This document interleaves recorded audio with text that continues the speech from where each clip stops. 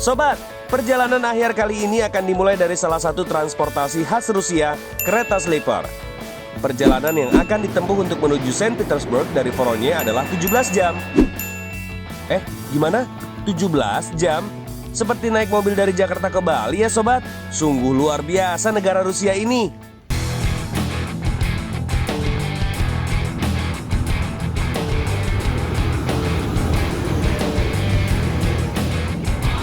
Oke Biata, jadi aku udah sampai di keretanya. Ini perjalanan menuju ke Saint Petersburg.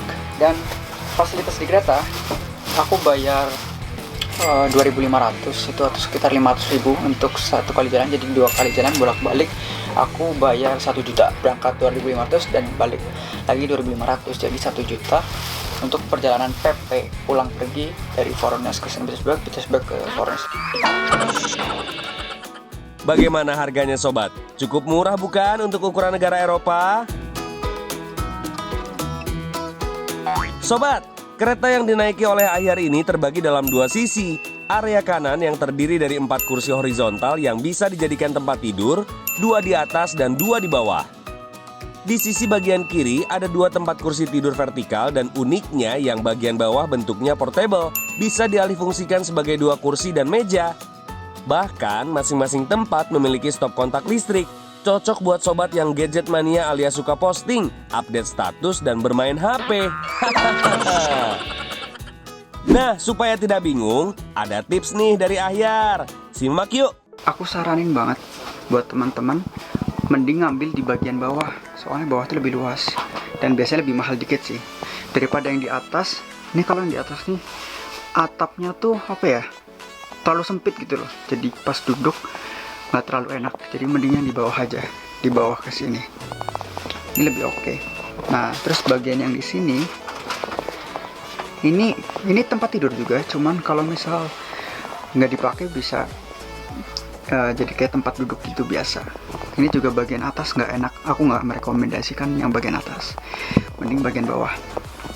Yang bagian bawah juga bisa dijadiin tempat tidur gitu. Nah, di sana.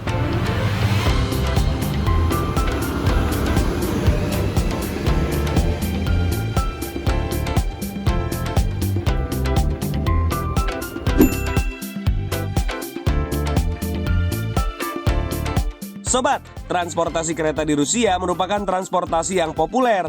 Hal ini dikarenakan Rusia merupakan negara terluas di Eropa. Dan jarak antar kota lumayan jauh tersebar dan juga mayoritas wilayahnya diselimuti salju. Maka tak salah negara ini menginvestasikan uangnya di transportasi ini. Apalagi stasiun-stasiun di Rusia memiliki desain yang sangat indah.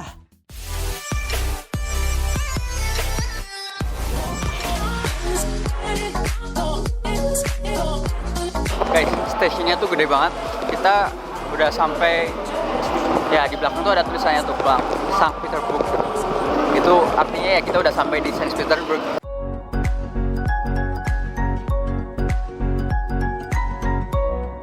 Sebelum kita ke Masjid Soekarno, apakah ada yang tahu dengan kota Saint Petersburg? Kota ini terletak di utara kota Moskow, berjarak sekitar 707 km. Sobat, kota Saint Petersburg ini dikenal sebagai ibu kota budaya Rusia. Kota ini menerima lebih dari 15 juta wisatawan pada tahun 2018, dianggap sebagai pusat ekonomi, ilmiah, budaya, dan pariwisata penting Rusia dan Eropa.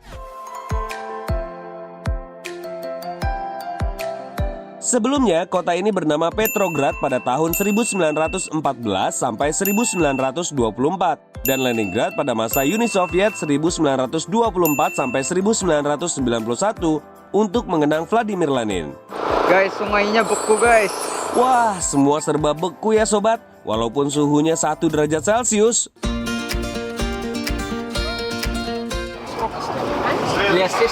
Yuk kita kasih semangat supaya kita bisa jalan virtual mengunjungi masjid bersejarah yang bernama Masjid Soekarno. Let's go!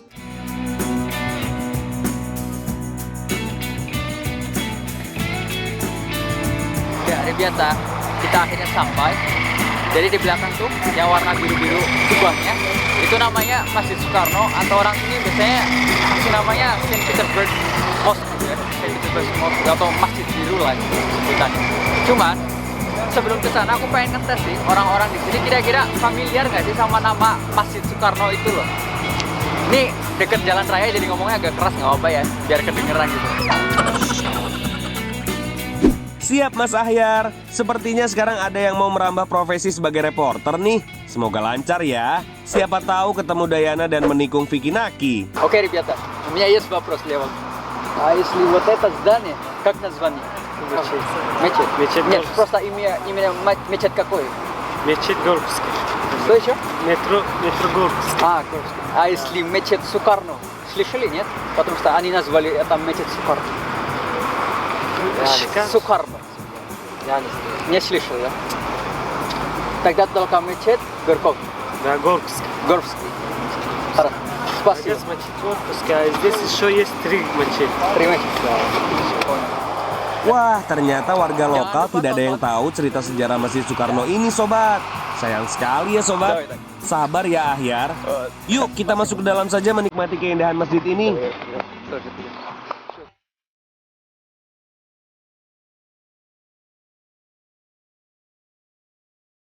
Jadi untuk masuk ke masjidnya ini hari Jumat buat sholat Jumat. Ini antrinya panjang banget. Ada juga yang jual sajadah. Loh, kok antri, sobat? Masya Allah, sungguh kagum ya, sobat. Ternyata usut punya usut, Sobat Ahyar dan Chandra datang ke masjid ini di hari Jumat. Jadi sekalian Jumatan nih, sobat. Ini salju becek dan dia sholat di situ. Luar biasa, masya Allah. Masjidnya di sini karena tadi saking penuhnya nggak bisa masuk. Ini ramai banget.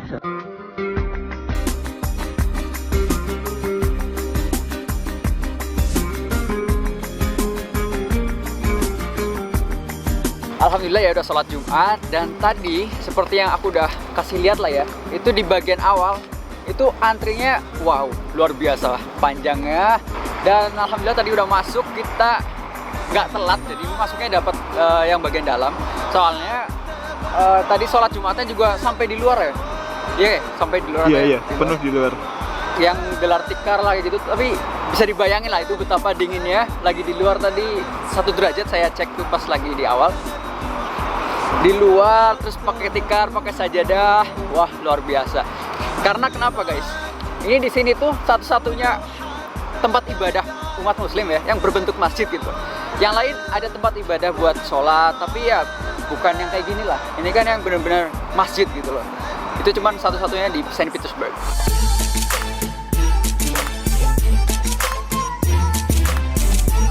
Sobat, sepertinya Ahyar dan Chandra punya sahabat baru nih setelah sholat. Yuk, kita kenalan. Beliau tahu banyak tentang sejarah masjid ini loh. Saya Joko, saya perwakilan dari TNI Angkatan Laut, belajar di Naval Academy di Admiral Kuznetsov. Berarti udah berapa lama mas di sini mas? Baru sebulan. Baru sebulan? Iya. Bahasa Rusia bagaimana mas kira-kira? Iya, sudah mulai bisa sih. Mulai bisa ya? Nah ini di sini pengen tanya mas, di masjid ini tuh sejarahnya gimana sih? Baik, sedikit yang saya tahu, masjid ini dibangun tahun 1910 sebagai bentuk penghormatan Raja Tsar Alexander III kepada komunitas muslim di sini. Masjid ini selesai dibangun 1913, kemudian masa Soviet ditutup sebagaimana yang kita tahu, benar-benar ditutup, dijadikan gudang. Kemudian September 1956 presiden kita pertama, Presiden Soekarno ke sini berkunjung, kemudian beliaunya melihat bangunan ini, kelihatan bagus. Sempat dilarang sih dari polisi dan pengawalnya untuk ke sini, namun beliaunya tetap bersikeras untuk ke sini. Begitu masuk, beliau nangis. Kemudian setelah pertemuan dengan Presiden Nikita Khrushchev ya, saat itu. Saat itu kita Khrushchev, kemudian beliau menyampaikan keluh kesahnya kenapa kok masjid ini dijadikan gudang dan segala macam. Dia mohon kepada beliaunya untuk masjid ini difungsikan kembali sebagaimana mestinya fungsinya. Hanya dalam waktu 10 hari kemudian masjid ini diserahkan dan bisa digunakan untuk sholat kembali. Luar biasa ya. Mungkin itu secara singkat tentang masjid.